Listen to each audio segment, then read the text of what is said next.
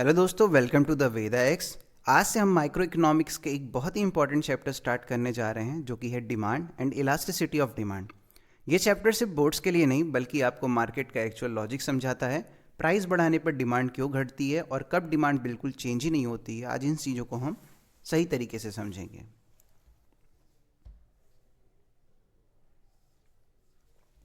तो सबसे पहले स्टार्ट करते हैं कि डिमांड होता क्या है। ठीक है, तो डिमांड अगर हम बात करें तो डिमांड का मतलब सिर्फ चाह नहीं होता है, ये याद रखना। डिमांड तब होती है जब चाह यानी वांट, खरीदने की क्षमता यानी एबिलिटी टू पे, खरीदने की तैयारी यानी विलिंगनेस टू पे, ये तीनों एक साथ हों, यानी वांट, एबिलिटी टू पे एंड विलिंगनेस टू पे, तब हम कहते हैं कि डिमांड अराइज हुआ है। डेफिनेशन की बात करें तो डेफिनेशन में कहता है demand refers to the quantity of commodity that a consumer is willing and able to buy at a given price during a given period of time. ठीक है, नेक्स्ट समझते हैं कि टाइप्स ऑफ डिमांड में कितने तरह के टाइप्स होते हैं। सबसे पहला होता है इंडिविजुअल डिमांड, एक पर्टिकुलर कंज्यूमर की डिमांड, जैसे राम की शुगर की डिमांड। मार्केट डिमांड, सब कंज्यूमर की टोटल डिमांड, जैसे market demand equal to sum of individual demand. Price demand, price change होने पर क्वांटिटी डिमांडेड का चेंज होना। इनकम डिमांड, इनकम चेंज होने पर डिमांड चेंज होना। क्रॉस डिमांड, रिलेटेड गुड्स की प्राइस चेंज होने पर डिमांड चेंज होना, जैसे कि सब्स्टिट्यूट गुड्स और कॉम्प्लीमेंट्री। सब्स्टिट्यूट गुड्स की बात करें तो टी और कॉफ़ी, कॉफ़ी के प्राइस में चेंज हुआ तो टी अडॉप्ट किए, टी के प्राइस में चेंज हुआ तो कॉफ़ी अडॉप्ट किए। कॉम्प्लीमेंट्री के पास गए, जैसे ब्रिक एंड सीमेंट, दोनों ही साथ में जरूरी हैं। ठीक है, नेक्स्ट बात करते हैं डिटर्मिनेंट्स जो डिमांड को अफेक्ट करते हैं। जैसे देखो, डिटर्मिनेंट्स में हम डिमांड फंक्शन को कैसे दिखाते हैं, price, income, price of related good, taste, future expectation and population. ठीक है, याद रखना। एंड बात करते हैं डिटर्मिनेंट्स की, तो प्राइस ऑफ द कमोडिटी, तो प्राइस बढ़ा डिमांड घट गया, प्राइस घटा डिमांड बढ़ गया।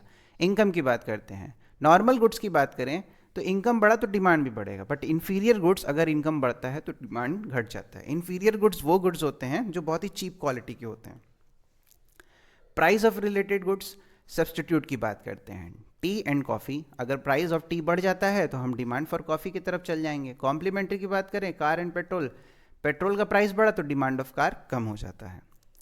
Test and preference, fashion, advertisement, habits, future expectation, price बढ़ने वाली हो तो आज ही डिमांड बढ़ जाएगा कि आज ही खरीद के सारा एक जगह रख लें।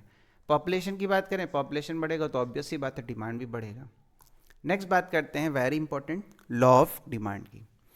ये कहता है अदर थिंग रिमेन कांस्टेंट, सब कुछ कांस्टेंट रहेगा। प्राइस और क्वांटिटी डिमांडेड के बीच एक इनवर्स रिलेशनशिप रहेगा, यानी कि प्राइस बढ़ा तो डिमांडेड, क्वांटिटी डिमांडेड घटा, प्राइस घटा तो क्वांटिटी डिमांडेड बढ़ा।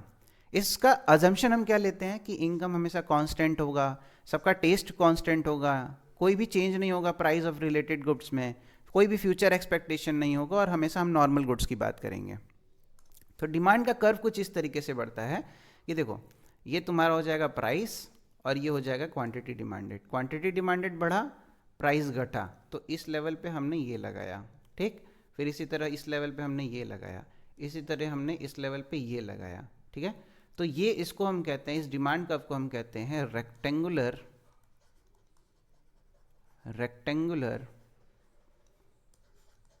हाइपरबोला, याद रखना। नेक्स्ट बात करते हैं क्यों डाउनवर्ड स्लोप हो रहा है। ये जो कर्व है ये क्यों डाउनवर्ड स्लोप हो रहा है, इसका रीजन क्या है देखते हैं। Diminishing marginal utility, diminishing marginal utility ये कहता है कि जब हम ज़्यादा कंज्यूमर किसी प्रोडक्ट को यूज़ करते हैं तो एक पीक पॉइंट तक हमको वो मैक्सिमम सेटिस्फेक्शन देता है, बट उसके बाद वो डिक्लाइन होने लगता है। इसी का रीज़न है कि कर्व भी डिक्लाइन होने लगता है, इनकम इफेक्ट होना, सब्स्टिट्यूशन इफेक्ट होना और न्यू कंज्यूमर इफेक्ट होना। नेक्स्ट बात करते हैं exception of law of demand की। तो गिफन गुड्स आते हैं, वेबलेंट गुड्स जिसको स्टेटस गुड्स कहते हैं, जिसको आप खरीद के स्टेटस शो करते हैं, नेसेसिटी, एमरजेंसी, स्पेकुलेशन, ये सब एक्सेप्शन में आते हैं।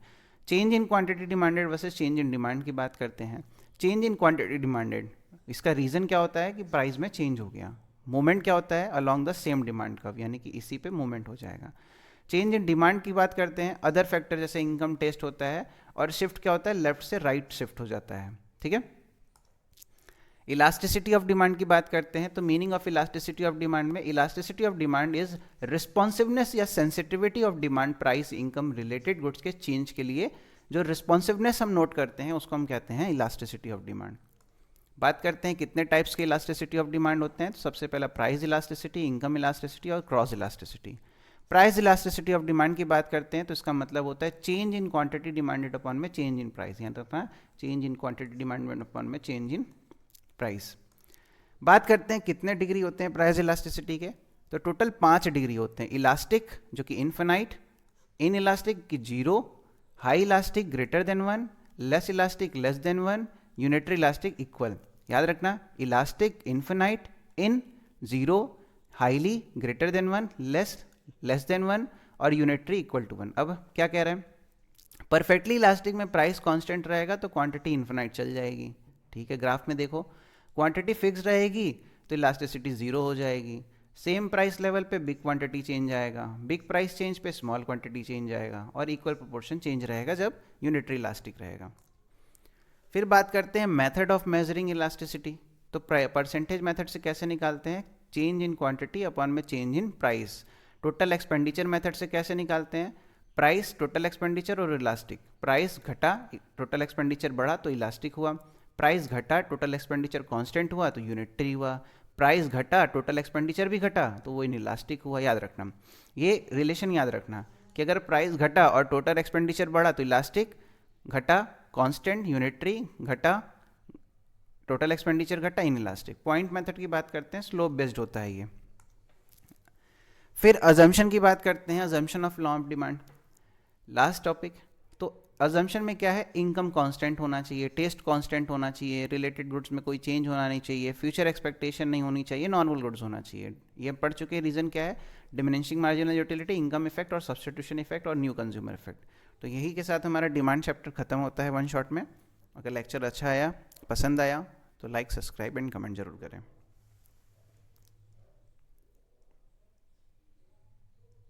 आज हम समझेंगे कि प्रोड्यूसर मार्केट में कैसे डिसाइड करता है कि कितना बेचना है और किस प्राइस पर बेचना है।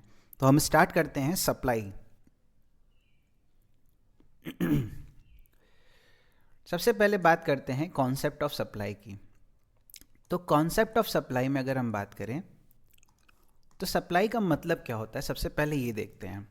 प्रोड्यूसर कितनी क्वांटिटी बेचने को तैयार है, बेच सकता है गिवन प्राइस पर और गिवन पीरियड ऑफ टाइम पे। अगर इसकी डेफिनेशन की बात करें, supply refers to the quantity of commodity which producer is willing and able to offer for a sale at a given price during a given period of time. ठीक है, next चलते हैं। 2 तरह के सप्लाई होते हैं, एक इंडिविजुअल सप्लाई और एक मार्केट सप्लाई। एक सिंगल सेलर की सप्लाई को हम इंडिविजुअल सेलर कहते हैं, सप्लाई कहते हैं, और मार्केट सप्लाई में सब सेलर के टोटल सप्लाई को कहते हैं। डिटर्मिनेंट्स क्या क्या होते हैं, तो कुछ इस तरीके से हम सप्लाई फंक्शन को डिनोट करते हैं, जिसमें price, cost, technology, tax, goals, future price, ये सारी चीजें आती हैं। जैसे अगर हम बात करें प्राइस ऑफ अ कमोडिटी की, प्राइस इंक्रीज हुआ तो सप्लाई भी इंक्रीज होगा। कॉस्ट ऑफ प्रोडक्शन की बात करते हैं, कॉस्ट इंक्रीज हुआ तो सप्लाई कम हो जाएगा, क्योंकि रॉ मटेरियल्स महंगे मिलेंगे तो सप्लाई कम करेंगे। टेक्नोलॉजी की बात करते हैं, बेटर टेक्नोलॉजी मिला तो सप्लाई ज़्यादा बढ़ेगा। गवर्नमेंट पॉलिसी की बात करते हैं, रॉ मटेरियल पर टैक्स बढ़ गया तो सप्लाई कम हो जाएगा, रॉ मटेरियल पे सब्सिडी प्रोवाइड किया गया तो सप्लाई बढ़ जाएगा। गोल्स ऑफ द फर्म की बात करते हैं, सेल मैक्सिमम गोल होगा तो सिर्फ सप्लाई करेगा वो। फ्यूचर एक्सपेक्टेशन की बात करते हैं, फ्यूचर प्राइस बढ़ा, एक्सपेक्टेड लगता है तो प्राइस प्रेजेंट सप्लाई घट जाती है। नेक्स्ट बात करते हैं सप्लाई फंक्शन की, जिसमें कि सप्लाई फंक्शन में ये प्राइस आता है और अगर इसको एक्सटेंड करते हैं तो कॉस्ट, टेक्नोलॉजी और टैक्स, ये सारी चीज़ें भी आती हैं। नेक्स्ट बात करते हैं लॉ ऑफ सप्लाई की। अदर थिंग कांस्टेंट रहेंगे, याद रखना, जैसे डिमांड में कांस्टेंट थे, प्राइस और क्वांटिटी सप्लाइड के बीच एक डायरेक्ट रिलेशन होता है, और डिमांड में क्या था, इन्वर्स रिलेशन होता था। जैसे कि प्राइस बढ़ेगा तो सप्लाई, और प्राइस घटेगा तो सप्लाई भी घटेगा। लॉ ऑफ सप्लाई को समझते हैं। प्रॉफिट मोटिव की बात करते हैं, अगर हायर प्राइजेस हुआ तो ज़्यादा प्रॉफिट होगा तो सप्लाई भी ज़्यादा करेंगे। चेंज इन स्टॉक की बात करते हैं, प्राइस ज़्यादा हुआ तो स्टॉक को रिलीज करना पड़ेगा।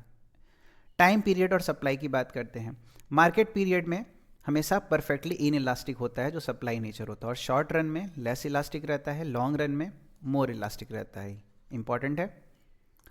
नेक्स्ट बात करते हैं exception of law of supply की। तो एक्सेप्शन में एग्रीकल्चर गुड्स वगैरह जो होते हैं, पर्शिएबल गुड्स होते हैं, फ्यूचर एक्सपेक्टेशन वाले गुड्स होते हैं, और लेबर सप्लाई जो होता है, ये थोड़े हमारे एक्सेप्शन होते हैं। याद रखना, लेबर सप्लाई में क्या होता है कि लेबर एक समय के बाद काम करने का उसको मन नहीं करता, जिसकी वजह से सप्लाई घटने लगती है उसकी, ठीक है, या फिर वो इफ़िशियंसी नहीं दे पाता है, जिसकी वजह से सप्लाई घटने लगती है। Movement along supply curve and shift curve की बात करते हैं, तो expansion and contraction of supply होता है। इसका रीज़न क्या होता है? Price change. याद रखना कि एक्सपेंशन और जो कॉन्ट्रैक्शन होता है वो प्राइस के चेंज होने की वजह से होता है। मूवमेंट क्या होता है? सेम सप्लाई कर्व में मूवमेंट होता है। जैसे प्राइस बढ़ा तो एक्सपेंड हो जाएगा, प्राइस घटा तो कॉन्ट्रैक्ट हो जाएगा। शिफ्ट इन सप्लाई की बात करते हैं, जिसको हम चेंज इन सप्लाई कहते हैं। रीज़न क्या होता है? अदर फैक्टर, प्राइस को छोड़ के और कोई जितने फैक्टर्स होते हैं वो इफेक्ट करता है यहाँ पे। न्यू सप्लाई कर्व बनती है। अच्छा, एक्सपेंशन और इंक्रीज मतलब क्या है? एक्सपेंशन में प्राइस चेंज होता है और इंक्रीज में अदर फैक्टर्स चेंज होते हैं। एक्सपेंशन में सेम कर्व पे सप्लाई कर्व शिफ्ट होता है और इंक्रीज में न्यू कर्व बनता है। कॉन्ट्रैक्शन और डिक्रीज में क्या है? यहाँ प्राइस घटता है सेम कर्व पे और यहाँ कॉस्ट और टैक्स बढ़ते हैं न्यू कर्व पे, ठीक है। नेक्स्ट बात करते हैं इलास्टिसिटी ऑफ सप्लाई। तो meaning of elasticity of supply की बात करें तो ये रिस्पॉन्सिवनेस को हमारे तरफ फॉर्मूला से डिनोट करता है, जैसे कि percentage change in quantity supplied upon में परसेंटेज चेंज इन प्राइस। अच्छा, बात करते हैं degree of elasticity of supply की। तो 5 डिग्री यहाँ पे भी होता है। इलास्टिक यानी इनफिनाइट, इन इलास्टिक यानी जीरो, और highly elastic greater than 1, less elastic less than 1, और यूनिटरी यानी इक्वल टू 1। अब क्या कह रहा है? परफेक्टली इलास्टिक में प्राइस कांस्टेंट रहेगा और सप्लाई इनफिनाइट हो जाएगा। परफेक्टली इन इलास्टिक में सप्लाई फिक्स्ड रहेगा। हाई इलास्टिक में स्मॉल प्राइस चेंज होने की वजह से बिग सप्लाई चेंज होगा। लेस इलास्टिक में बिग प्राइस चेंज होने की वजह से स्मॉल सप्लाई चेंज होगा, ठीक है, और यूनिटरी में इक्वल प्रोपोर्शन चेंज होगा। अगर इस तरीके से हम यहाँ बात करें तो ये ग्राफ तुम देख सकते हो कि परफेक्टली इन इलास्टिक में कैसे हुआ है। जैसे यहाँ परफेक्टली इन इलास्टिक में अगर हम देखें तो इनफिनाइट सप्लाई हो गया है, ठीक है, क्योंकि यहाँ पे ये टच कर रहा है प्राइस कांस्टेंट। फिर 2 मेथड और होते हैं, परसेंटेज मेथड और जियोमेट्रिक पॉइंट मेथड। याद रखना, डिटर्मिनेंट्स की बात करें तो nature of goods, time period, availability of goods, cost behaviour और लेवल ऑफ प्रोडक्शन, ये 5 इंपॉर्टेंट होते हैं डिटर्मिनेंट्स इलास्टिसिटी ऑफ सप्लाई को नापने के लिए, ठीक है। लेक्चर पसंद आया तो लाइक, कमेंट एंड सब्सक्राइब जरूर करना। आज हम एक बहुत ही इंपॉर्टेंट चैप्टर को स्टार्ट करने जा रहे हैं जिसका नाम है कंज्यूमर इक्विलिब्रियम। कंज्यूमर इक्विलिब्रियम में हम ये देखते हैं कि एक कंज्यूमर अपने लिमिटेड इनकम से मैक्सिमम सेटिस्फैक्शन कैसे पा सकता है। तो स्टार्ट करते हैं कंज्यूमर इक्विलिब्रियम। स्टार्ट करने से पहले सबसे पहले ये समझते हैं कि कंज्यूमर बिहेवियर क्या होता है, ठीक है। कंज्यूमर बिहेवियर को समझते हैं। तो कंज्यूमर का बिहेवियर का मतलब होता है अपनी लिमिटेड इनकम से गुड्स एंड सर्विसेज कैसे चूज करता है ताकि मैक्सिमम सेटिस्फैक्शन यानी यूटिलिटी मिल सके। कंज्यूमर का मेन गोल क्या होना चाहिए? Maximum satisfaction. बेसिक टर्म्स की बात करते हैं। कंज्यूमर जो गुड्स एंड सर्विसेज को खरीदता है और यूज करता है। यूटिलिटी, सेटिस्फैक्शन जो किसी गुड का कंज्यूम करने से मिलती है। वांट्स, ह्यूमन नीड्स जो कि अनलिमिटेड होती है। मीन्स और इनकम लिमिटेड होती है। Wants unlimited plus income limited, ये चॉइस प्रॉब्लम बन जाती है कंज्यूमर के लिए।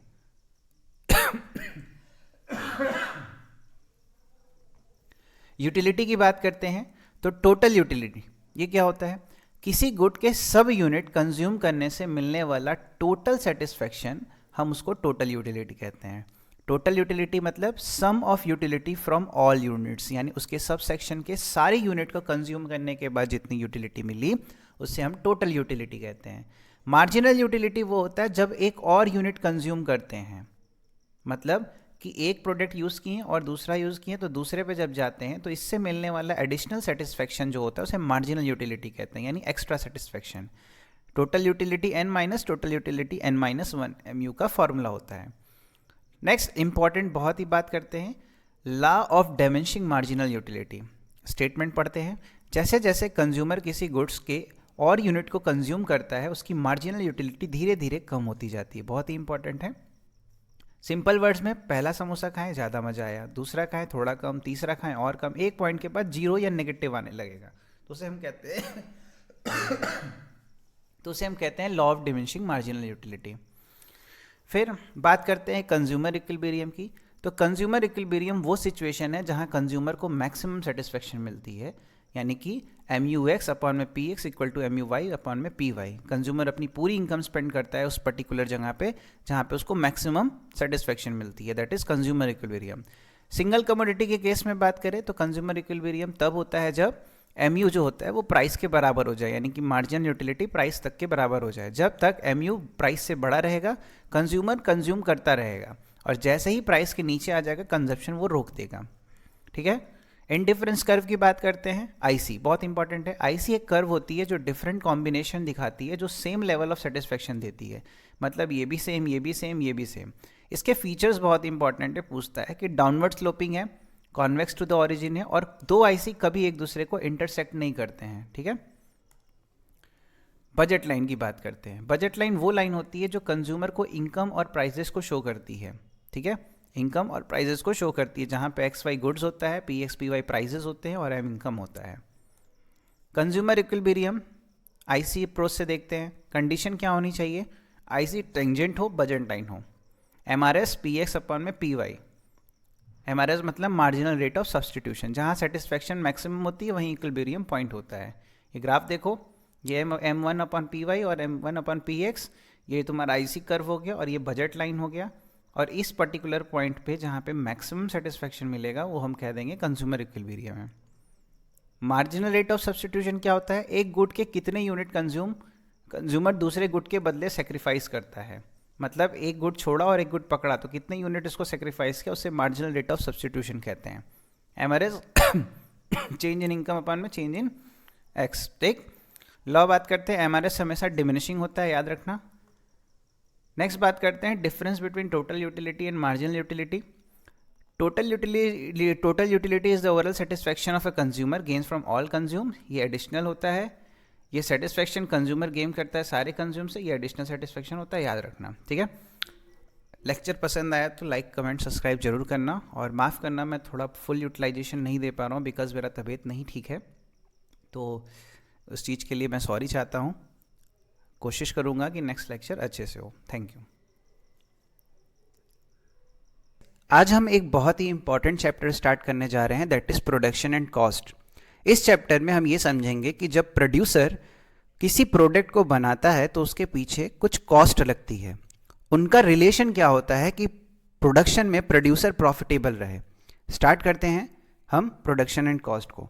तो सबसे पहले समझते हैं कि प्रोडक्शन का मीनिंग क्या होता है। ठीक है।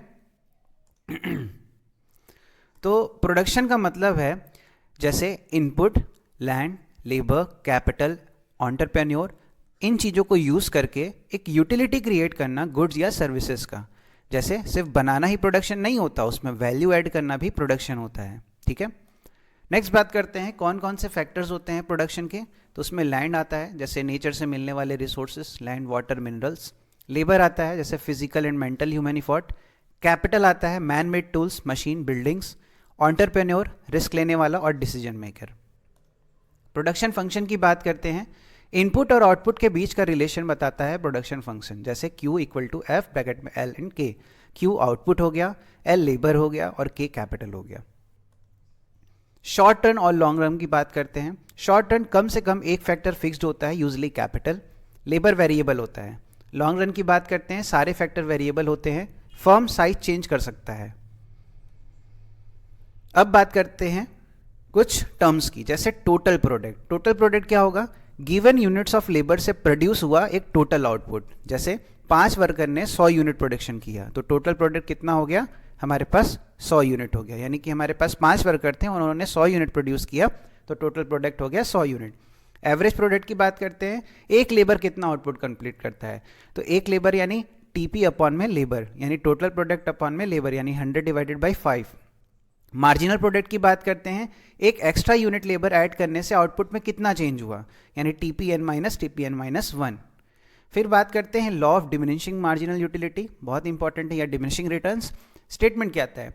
शॉर्ट रन में जब एक फैक्टर लेबर को कॉन्टिन्यूसली बढ़ाते हैं और बाकी फिक्स्ड होते हैं तो उस कंडीशन में MP पहले बढ़ता है, फिर कांस्टेंट हो जाता है, फिर डिक्लाइन करने लगता है। यानी MP की बात कर रहा है मार्जिनल प्रोडक्ट की, कि पहले बढ़ेगा फिर कांस्टेंट होगा, फिर डिक्लाइन करने लगेगा। रीज़न क्या होता है इसका? फिक्स कैपिटल, ओवर क्राउडिंग और पुअर कोऑर्डिनेशन। नेक्स्ट बात करते हैं स्टेजेस ऑफ प्रोडक्शन में। तो पहला स्टेज होता है, टोटल 3 स्टेजेस होते हैं जिसमें पहला एमपी बढ़ता है और एपी बढ़ता है। बेस्ट स्टेज नहीं होता क्योंकि रिसोर्स अंडर यूटिलाइज्ड होते हैं।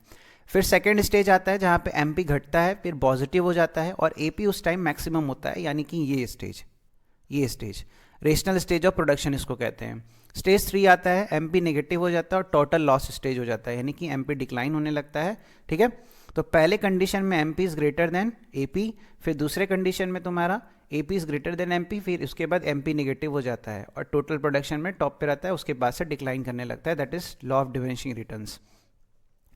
फिर बात करते हैं कॉस्ट कॉन्सेप्ट की। तो कॉस्ट का मतलब क्या होता है? प्रोडक्शन के लिए जो एक्सपेंसेस होते हैं उसको कॉस्ट कहते हैं। फिक्स्ड कॉस्ट होता है, आउटपुट जीरो हो तब भी होता है, यानी rent, salary, machinery cost. FC हमेशा कांस्टेंट रहता है। फिर दूसरा वेरिएबल कॉस्ट होता है, आउटपुट के साथ चेंज होता है, raw materials, wages of casual labour. फिर टोटल कॉस्ट होता है जिसका फॉर्मूला होता है TC equal to FC plus VC, यानी fixed cost plus variable cost. Average cost per unit output का कॉस्ट कितना होता है, यानी AC equal to TC upon में क्वांटिटी। फिर बात करते हैं average very fixed cost, AFC equal to FC upon में क्वांटिटी। फ्यूचर क्या होता है इसका कि आउटपुट बढ़ने के साथ एएफसी घटता है, very important. Rectangular hyperbola shape होता है इसका। एवरेज वेरिएबल कॉस्ट क्या होता है? एवरेज वेरिएबल कॉस्ट यानी वेरिएबल कॉस्ट पर यूनिट के हिसाब से पहले घटता है, फिर बढ़ता है, फिर यू शेप्ड का कर्व बनाता है। मार्जिनल कॉस्ट की बात करते हैं, एक एक्स्ट्रा यूनिट प्रोड्यूस करने का कॉस्ट, जैसे MC equal to TCN minus 1। पहले एमसी घटता है, फिर बढ़ता है। एमसी एवीसी और एसी को उनके मिनिमम पॉइंट पर कट करके जाता है। अभी आगे ग्राफ में देखेंगे हम। रिलेशनशिप क्या है? एमपी बढ़ता है, एमसी घटता है, एमपी घटता है, एमसी घटता है। वेरी इंपॉर्टेंट, याद रखना। एमपी और एमसी का इन्वर्स रिलेशन होता है। ग्राफ देखते हैं कॉस्ट कर्व में, तो continuously downward, U shaped AVC के ऊपर, यू शेप्ड और कट एवीसी एट एसिड मिनिमम। ये पढ़े हैं, देखो ग्राफ में देखो, ये मिनिमम, इनके मिनिमम पे एमसी कट किया एटीसी और एवीसी को। ठीक है, याद रखना। कुछ रिलेशन जान लेते हैं। एफसी किस नेचर का होता है? कांस्टेंट नेचर का होता है। वीसी वेरिएबल नेचर का होता है। Total cost FC plus VC होता है। एएफसी हमेशा फॉलिंग होता है। AFC U shaped, AC U shaped, AFC U shaped, AC U shaped, MC U shaped. ठीक है, लेक्चर पसंद आया तो लाइक, कमेंट, सब्सक्राइब करना। Thank you.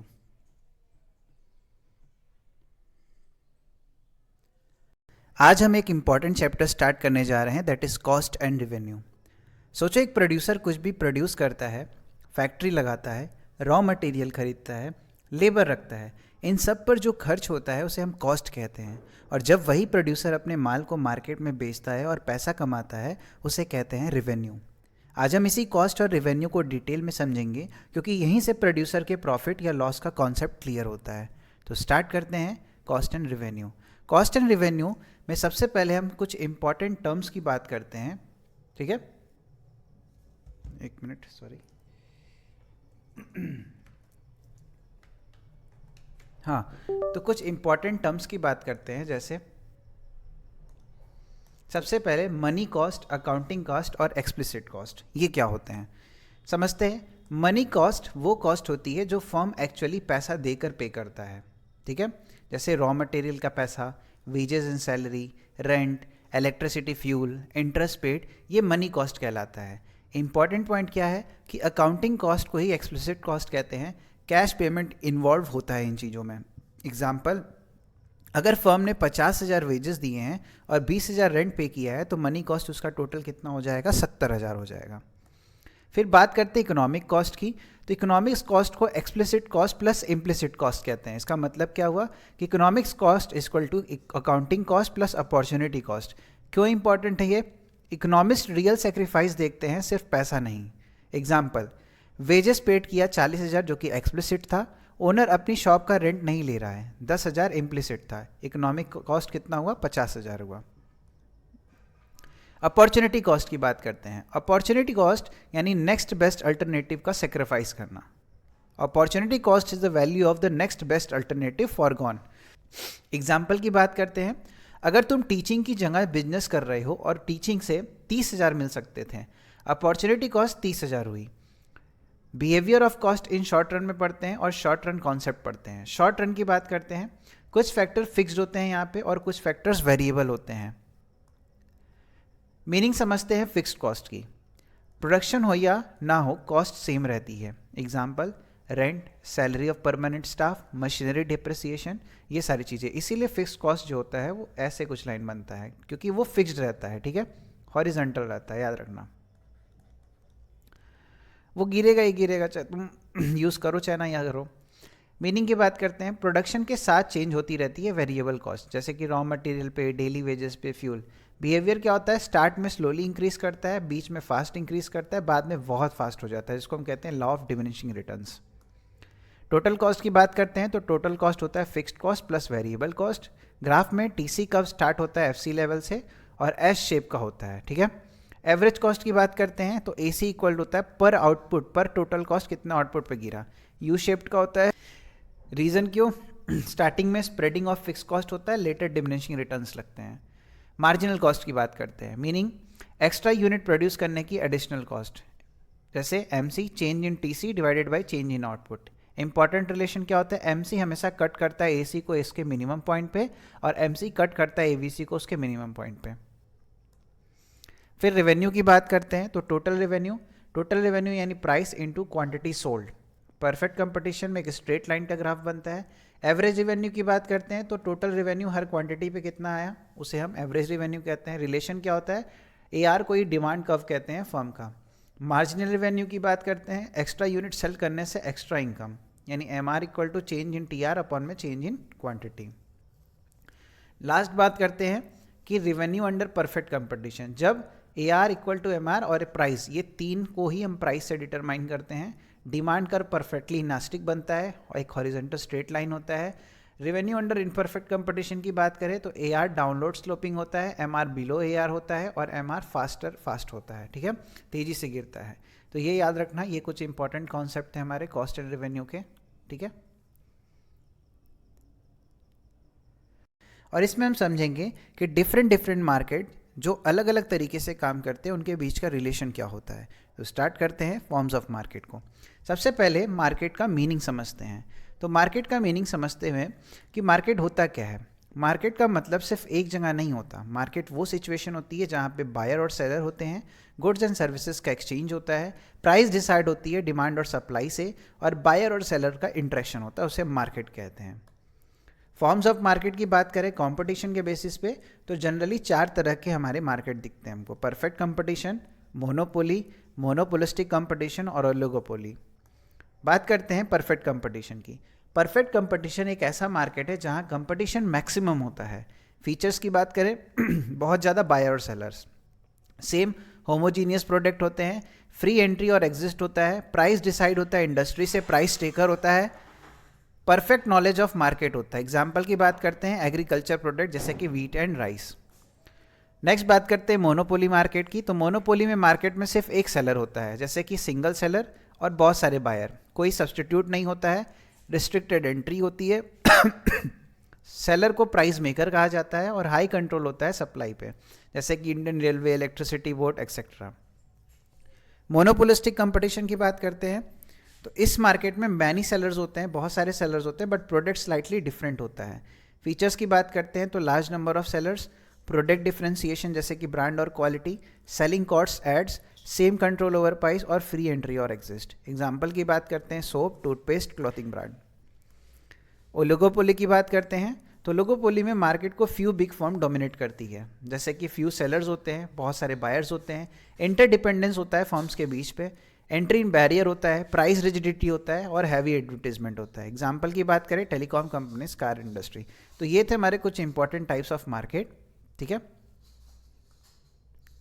Producer equilibrium. Producer equilibrium वो सिचुएशन होती है जहां प्रोड्यूसर ना तो प्रोडक्शन बढ़ाना चाहता है और ना ही कम, क्योंकि उस पॉइंट पर उसका प्रॉफिट ऑलरेडी मैक्सिमम होता है। तो इसी को हम आज सही तरीके से समझेंगे कि इसके कॉन्सेप्ट क्या है। तो सबसे पहले मीनिंग ऑफ प्रोड्यूसर से, प्रोड्यूसर वो होता है जो गुड्स या सर्विसेज प्रोड्यूस और सेल करता है, किस ऑब्जेक्टिव से, मैक्सिमम प्रॉफिट के लिए। प्रोड्यूसर का मेन एम होता है कि प्रॉफिट को मैक्सिमाइज करे। प्रोड्यूसर इक्विलिब्रियम का मतलब क्या हुआ, प्रोड्यूसर इक्विलिब्रियम वो सिचुएशन होती है जहां प्रोड्यूसर को मैक्सिमम प्रॉफिट मिलता है और वो अपनी आउटपुट क्वांटिटी चेंज नहीं करना चाहता है। इस पॉइंट पे प्रॉफिट मैक्सिमाइजेशन होता है, प्रोड्यूसर सेटिस्फाई होता है। कंडीशन क्या है, टोटल दो कंडीशन हमारे पास निकल के आती हैं, दो अप्रोचेस निकल के आते हैं, टोटल रेवेन्यू और टोटल कॉस्ट अप्रोच, और एक मार्जिनल रेवेन्यू और मार्जिनल कॉस्ट अप्रोच। समझते हैं क्या है। सबसे पहले बात करते हैं अप्रोच 1 यानी टोटल रेवेन्यू और टोटल कॉस्ट अप्रोच की। कंडीशन क्या होनी चाहिए? प्रोड्यूसर इक्विलिब्रियम तब होगा जब टीआर और टीसी अपने मैक्सिमम पॉइंट पे हो और डिफरेंस बिटवीन टीआर और टीसी मैक्सिमम हो। कंडीशन क्या है? टीआर कंडीशन क्या है?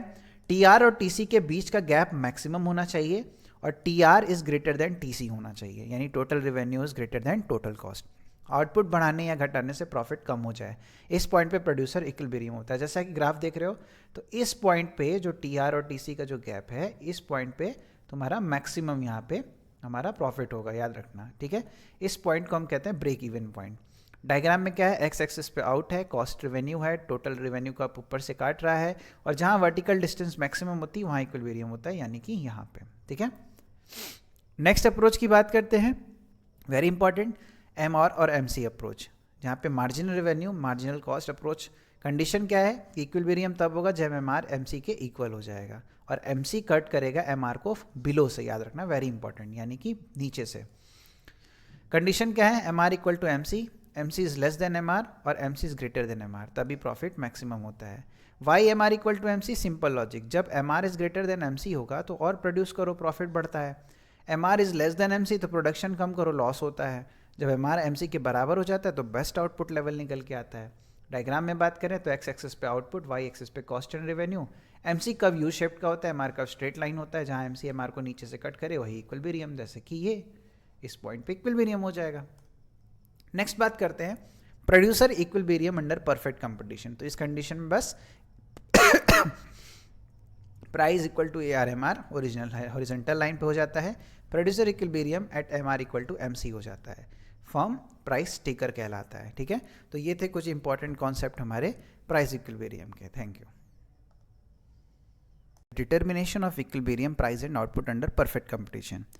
मार्केट में हर बायर कम प्राइस पर ज़्यादा क्वांटिटी खरीदना चाहता है और हर सेलर ज़्यादा प्राइस पर ज़्यादा क्वांटिटी बेचना चाहता है। तो सवाल ये है, एक्चुअल प्राइस डिसाइड कौन करता है? जिस पॉइंट पर मार्केट डिमांड और मार्केट सप्लाई बराबर हो जाती है वही पॉइंट कहलाता है मार्केट इक्विलिब्रियम। तो हम समझेंगे इस बेसिक कॉन्सेप्ट को मार्केट इक्विलिब्रियम में। स्टार्ट करते हैं। सबसे पहले अगर बात करें तो मीनिंग क्या होता है परफेक्ट कंपटीशन का? वो मार्केट जहाँ पे बहुत ज़्यादा बायर और सेलर होते हैं, प्रोडक्ट होमोजीनियस होता है, फ्री एंट्री एग्जिस्ट होती है, परफेक्ट नॉलेज होती है और फाइव को हम प्राइस टेकर बोलते हैं, ठीक है। फीचर्स क्या होती है परफेक्ट कंपटीशन की? Large number of buyer and seller, homogeneous product, free entry exit, perfect knowledge, no transport cost और प्राइस यूनिफॉर्म होती है। मीनिंग क्या होती है प्राइस डिटर्मिनेशन की? प्राइस डिटर्मिनेशन का मतलब है मार्केट में प्राइस को डिसाइड होना थ्रू डिमांड और सप्लाई। परफेक्ट कंपटीशन में प्राइस इंडस्ट्री लेवल पर डिसाइड होती है, याद रखना। Price determination under perfect competition यानी इंडस्ट्री की बात करें अगर, तो इंडस्ट्री लेवल पर डिमांड कर्व डाउनवर्ड स्लोपिंग होती है और सप्लाई कर्व अपवर्ड स्लोपिंग होती है। जहां डी और एस मिलते हैं वहीं इक्विलिब्रियम प्राइस बनती है। इक्विलिब्रियम प्राइस वो प्राइस होता है जहां डिमांड और सप्लाई मिलता है, बायर और सेलर सेटिस्फाई होते हैं, प्राइस स्टेबल होती है। Effect of excess demand and excess supply, ये समझते हैं कि अगर डिमांड ज़्यादा हो जाए या फिर सप्लाई ज़्यादा हो जाए तो क्या होगा? प्राइस बढ़ेगी, डिमांड गिरेगी, सप्लाई बढ़ेगी, और एक्सेस सप्लाई हो गया तो प्राइस गिरेगी, डिमांड बढ़ेगी और सप्लाई गिरेगी। प्राइस तब तक चेंज होती रहेगी जब तक डी इक्वल टू एस ना हो जाए। फर्म अंडर परफेक्ट कंपटीशन की बात करते हैं तो परफेक्ट कंपटीशन में फर्म एक छोटा हिस्सा होती है, प्राइस पर कंट्रोल नहीं होता है, और फर्म को हम प्राइस टेकर कहते हैं क्योंकि वहाँ पे तीनों AR, MR और प्राइस सेम लाइन पे एग्जिस्ट करते हैं। Price and output determination firm level पे बात करते हैं तो एक अप्रोच आती है हमारे पास MR MC अप्रोच। कंडीशन क्या होता है कि MR MC के बराबर हो, जो प्रीवियस लेक्चर में हमने पढ़ा, और MC कट होना चाहिए MR से बिलो। सो जैसा कि तुम ग्राफ में देख रहे हो, तो यहाँ पे हम प्राइस डिटर्मिनेशन यहाँ पे करते हैं। नेक्स्ट बात करते हैं short term equilibrium of firm. Short term में तीन तरह के प्रॉफिट होते हैं, तीन तरह के कुछ कंडीशन आते हैं हमारे पास। एक सुपर नॉर्मल प्रॉफिट कमा सकती है, एक नॉर्मल प्रॉफिट और एक लॉस भी हो सकता है। समझते हैं। सुपर नॉर्मल प्रॉफिट में AR is greater then AC होना चाहिए, हाई प्रॉफिट कमाता है और न्यू फर्म अट्रैक्ट होती है। जैसा कि ग्राफ में देख रहे हो कि AR is greater then AC, तो इस कंडीशन में ये जो हिस्सा रहेगा ये सुपर नॉर्मल प्रॉफिट कहलाएगा। नॉर्मल प्रॉफिट की बात करें, ए आर इक्वल टू ए सी होना चाहिए, फिर कॉस्ट कवर करती है यहाँ पे फर्म और कोई एक्स्ट्रा प्रॉफिट नहीं होता है, जैसा कि तुम देख सकते हो ए आर इक्वल टू ए सी होना चाहिए। फिर लास्ट बात करते हैं लॉस की। तो लॉस में जनरल सी बात है कि अगर कॉस्ट ज़्यादा रहेगा रेवेन्यू से तो लॉस होगा। A R is greater than AVC, firm continue करेगी, और A R is less than AVC तो फर्म शट डाउन कर देगी, यानी कि उसका वेरिएबल कॉस्ट भी नहीं निकल रहा है, तो इस कंडीशन में वो आगे नहीं जा सकती है। लेकिन तब तक जब तक उसका वेरिएबल कॉस्ट निकल जा रहा है रेवेन्यू के थ्रू तो वो कंटिन्यू करेगी, बट एवीसी ना निकलने पर वो बंद कर देती है फर्म को। तो दैट इज़ इंपॉर्टेंट पॉइंट याद रखना।